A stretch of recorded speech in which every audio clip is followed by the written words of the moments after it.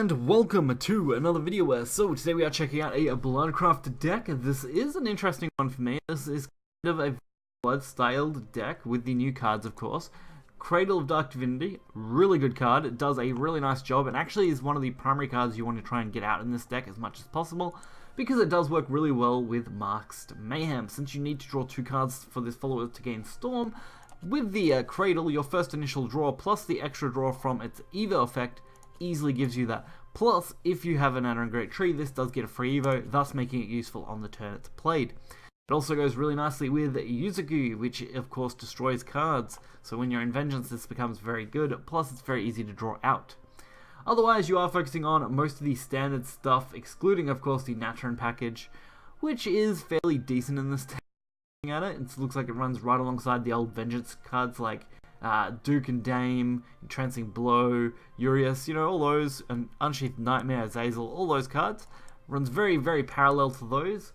So, of course, Ayla gives us the tree. Desert Pathfinder, standard in every deck, gives us a tree. Traveler's Respite again, gives us a tree. Corrupted Bat, tree. Frenzied Wolf doesn't give you a tree, but it does give Bane, so it is a great removal card when there is a tree on board. And then, of course, otherwise, it's just Cradle of Dark Divinity. This is a pretty legendary heavy deck as far as it goes. These are a nightmare, but it does run, yeah, both. So, quite good, quite worth giving a go. We'll get right into it and take a look. So, both matches for today are going to be against Shadow. For some reason, there is a lot, and I mean it, a lot, of Shadow on ladder right now. No surprise, there are some really nice variations of Shadow out there. I had struggled with the variation I was using to try and get a video done, but unfortunately that kind of fell through. It's why I actually went to Blood in the first place. Also, we have Mono as our leader and card sleeves. I mean, great leader card right there. Ideally, I really struggle getting out really good tree plays for this deck. There are a lot of really good ones. Just the basic tree play is great. Corrupted Bat is good. But the early game is definitely the roughest part of this deck. You really want to be taking advantage of everything you can get out as much as possible.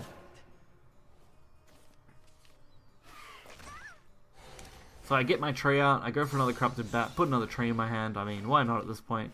I really should run something that takes more advantage of Natura and Great Trees, but I'm not sure if Blood really has anything that much that does. I'd have to re-look into all the cards to find out, but overall, this deck performs very similar to most of the decks you would have seen for Vengeance Blood over the last expansion or two, focusing on things like Destructive Succubus and really good Storm to take advantage of them. You could even run Enraged General and stuff in this deck. There's actually is a couple of variations of Blood I have seen that do run that kind of package. This one, though, was interesting enough, so I thought, why not check it out? It runs both new legendaries. So we don't really have a lot we can use here, which is a bit of a disappointment. Azazel's a great draw, but not too useful at 20 health. I like to use him after we've taken a little bit more damage. And right now, I'm just aiming to get some Natura and Great Trees in my hand. Mainly because I can actually use them with Mask to draw enough cards and play it out. I could have actually done it with the 0 cost one, but this will work out fine. Of course, Immortal Elephant is the bane of my existence, and actually a deck I want to build, because that is a really good Shadow deck. Once you get Elephant out and you have a tree on board, it's basically impossible to remove easily. But we got the free thing here for 6 damage. I'm just going to have to accept the 11 from this board, unfortunately. Luckily, Shadow doesn't typically have a lot of big Storm cards yet in the early to mid game. We were pretty safe to take the damage, although it was risky. We can go for Cradle of Dark Divinity, with, of course, the Evo play, and it gives us a little bit of health, keeping us out of trouble. I can't really afford to get rid of the Elephant, it is just going to come back, so dealing with the 5/5 was my initial plan. And it worked out pretty well. They go for another Immortal Elephant, which is not good, since they, of course, will get it onto the Natura and Great Tree. And the more elephants they get, the more they can summon.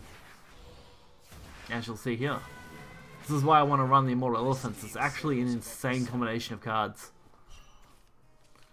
Fortunately for us, this is easy removal thanks to Succubus, and it will also set up a nice ward for us. We don't have a lot else going on though. We don't really have anything else to do any big damage with. We did get another Succubus, but it's not really handy since we can't use it next turn. Although Masked Mayhem is, so that's going to be a great card. Since if the 6-6 survives and they don't ward up, we can just straight up win the game. And I actually think in general we can win the game pretty easily. Even if they take out these wards now, we would be fine. We still get the, of course, end of turn effect from the divinity, so we would be alright there. We only had to make sure we didn't take 1 damage, which seemed to be pretty easy at this point. So, well and truly lethal. Working wonders for us there. Very close one though. 1 health is definitely not a spot you want to be in. Alright, our next game again being against Shadow. You're ready to escort me. Fate has carried you far, but it ends here. So we get the Corrupted Bat, Calamity Bringer, and an Entrancing Blow, dropping Calamity and Entrancing Blow, unfortunately picking up Calamity and Masked Mayhem.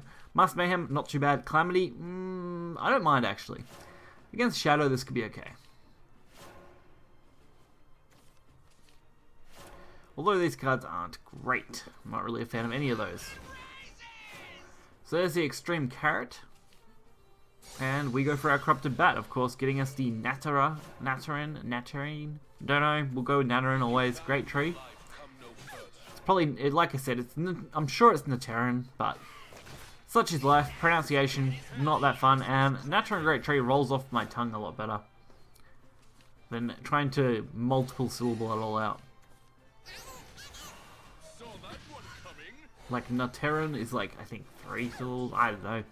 English, not my strong suit, but not usually worry.